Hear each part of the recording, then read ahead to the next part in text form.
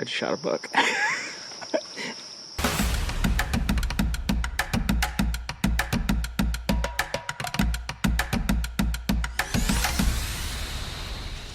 What's up, everybody? Yes, I know what you're thinking. Walter, that's an awful heavy set of sticks you got carrying there. I'm gonna explain all that in a minute. It's almost time for a quota hunt, y'all. I've been looking forward to this hunt for a while. Got a pretty dang good idea where I'm gonna spend the majority of my time. Probably not gonna leave it. So I'm going ahead and sang a semi-permanent set of sticks. Alright guys, had a pretty good little walk to get back here. Alright guys, I had a pretty good walk to get back here. There's still some really good sun back here, just like last year. It's time to get out of here. Made enough of a mess. Wind's currently to my back. I've got this water hole in this oak grove right here behind me that's dropping acorns, blowing back that way. So I got this stand here because the wind's only going to shift and go that way. It's still going to carry it away from this area. This whole bottom is just ate up and fresh rubs everywhere. In fact, I just found another one right over there as I was looking over there. But you know, I got about 20 feet of sticks up. I'm using this as my flagging tape from the way in. I forgot to leave a little piece there because this place is easy to get turned around in the dark. So we'll jump on Almanacs. We're gonna make a tracker to get out of here, and yeah, be back in the morning, y'all.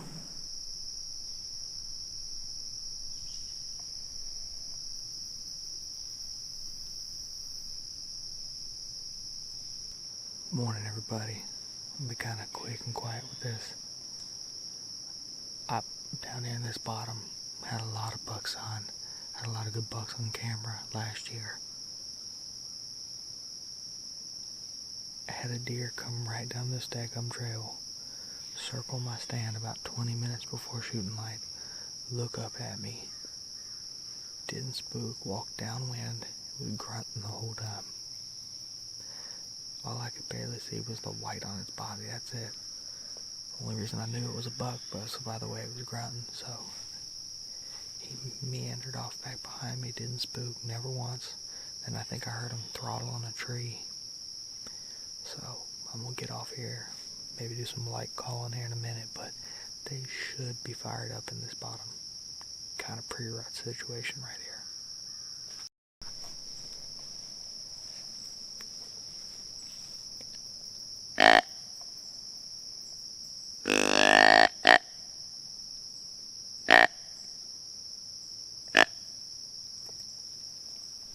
Well guys, I think that's it for this hunt.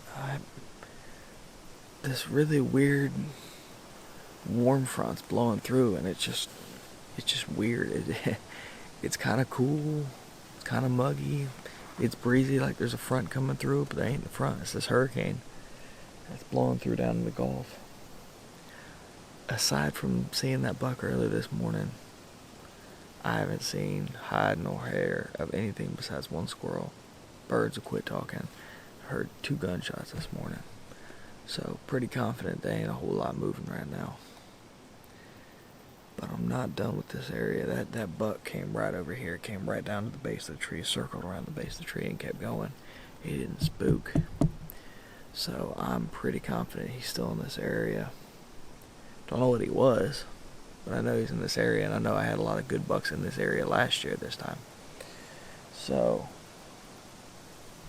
probably gonna throw a couple more hunts at this bottom. At least 1, maybe 2, this spot before I make a shift, but I think that's it for today.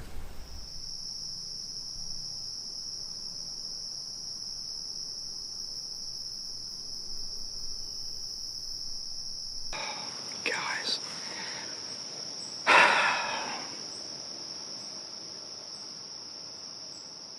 I just shot a buck. I don't know what to say. The unfortunate news is I didn't get it on camera. I guess I double tapped the button. This season just continues to be something else.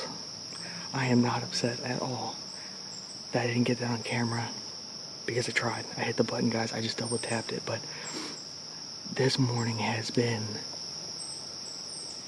oh my God. I almost didn't come this morning, guys. The weather has been abysmal.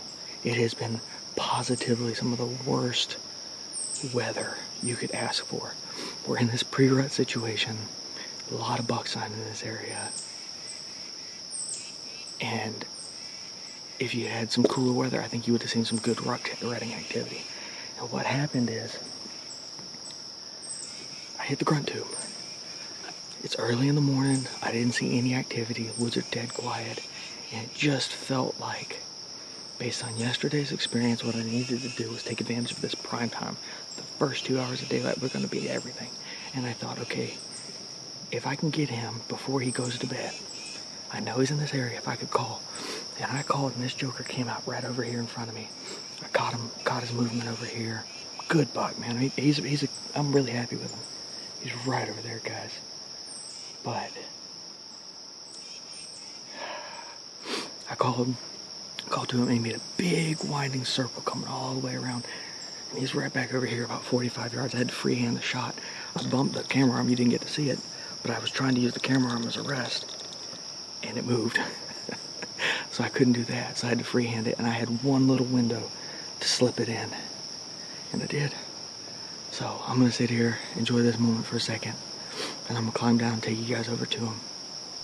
All right, guys, let's go take a look at this deer. See what he is. Pretty sure he's a 7-point.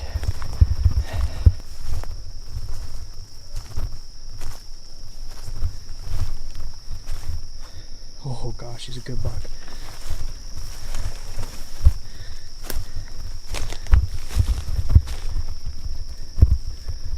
Oh man, look at that, guys.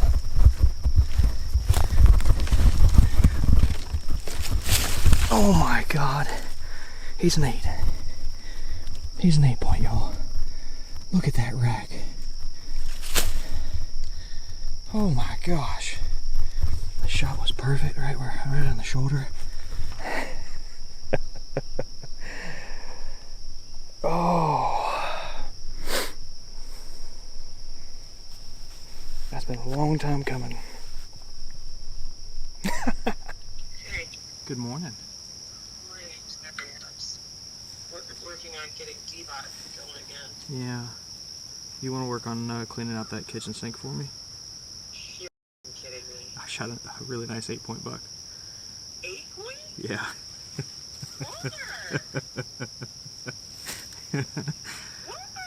Yeah. Wow! Yep. Well, send me a pic. I will do it.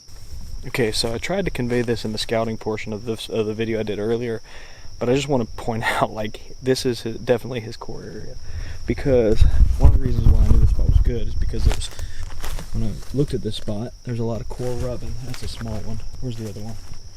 Here's a fresher one right here.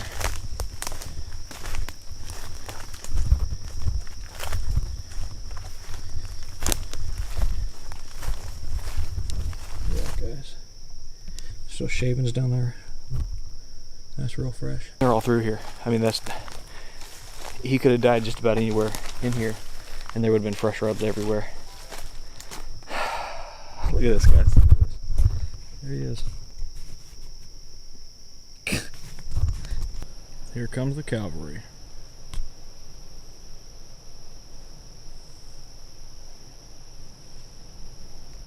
Alright, so I am fortunate to have a good buddy who happened to be in town this weekend. Robert, he's the guy behind the camera right now, so I can do this outro because I forgot my freaking tripod. I normally bring that. But he is the fella who showed me this area, and basically the way it pans out, and I'm sure Robert will chuckle if I say this wrong, but basically it's a big open swamp bottom that's got these little ridges that only a southerner would call a ridge. And along these finger ridges, you end up funneling your deer traffic back and forth, and there's a thicket on both the north and the south side, actually all the way around, but there's a real big thicket where it transitions to pine over here. And these bucks, we put a camera out here last September. You've heard on the podcast, we talked about how I did a long soak on the camera and I got a season's worth of intel. Well, this is the exact spot. In fact, 40 yards behind me is where that camera was hanging. And we saw that those deer were more or less coming through here chasing does, and as of about the first week of November, they started really showing up during daylight. They started, fighting. In fact, on November 4th, I think it's the 8th, on November 4th, I had 2 bucks fighting here, probably about this caliber. Yeah, probably about this caliber. And so we just kind of hedged our bet, picked this week instead of the rut so that they're not dogged up with does. And I'd say, as you could see, but you can't see it because the video doesn't exist, but I grunted the buck in from probably close to 100 yards, just blind called. I knew he was in that area. He was before. He came from that direction yesterday. And since he came in and investigated yesterday morning, I just went ahead and said, let's try and replicate it, because I'm sick. I do not feel good. I am sweating profusely right now and my stomach's upset. So I almost didn't make this hunt, and I'm glad I threw that blind call out there. So it just goes to show, put time in the woods even when you don't feel good, and it pays off. So we're gonna drag him out of here, maybe shoot a couple more little clips for next year's intro, and then we're gonna clean him up and get ready, and I've got to decide where I'm hunting tomorrow. All right, so I told you guys the video was over, but I just want to show you, this is some redneck ingenuity right here that I adore. I called Robert, or I texted Robert, and I said, hey man, you have a deer cart? He said no. So when he's hauling through the woods, I said, man, you got a deer cart? He goes, no, I don't have a deer cart, I got a stretcher. So check this out. It's an Army surplus stretcher with wheelchair wheels on there. That's wicked cool, man. That makes my day. Animal, animal, gonna bite your flesh when I jump your bones. If I smell your scent, I could lose control. Don't let me hurt ya. Same color in your eyes, all your thoughts depraved, uncivilized. Have we both gone mad, trying to disguise our true nature? Our most primal ways, they won't be refused. I've tried to tame her. I go wild over you. I go wild over you. I go wild over you. And I've heard you